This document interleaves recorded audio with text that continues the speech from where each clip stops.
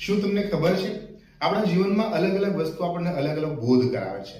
જેમ કે આપણે સામાન્ય કાગળની વાત કરીએ, કાગળ જે છે એને અલગ અલગ જોઈન્ટ કરીને પુસ્તક ચોપડી બનાવવામાં આવે છે, ત્યારે એ કાગળ સામાન્ય નહીં, એ પુસ્તકની કિંમત વધારી જાય છે।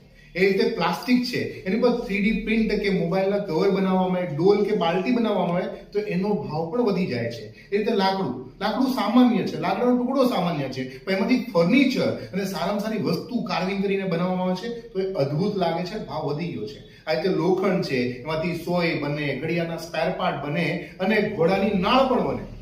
આ મનુષ્યની સાથે પણ આવું જ થાય છે। મનુષ્યના જીવનની અંદર યોગ્ય શિક્ષણ, યોગ્ય સંસ્કાર અને સારા ગુણને સ્થાપિત કરવામાં આવે છે તો એ સામાન્ય નહીં, એ મહાપુરુષ થઈ જાય છે। Thank you very much.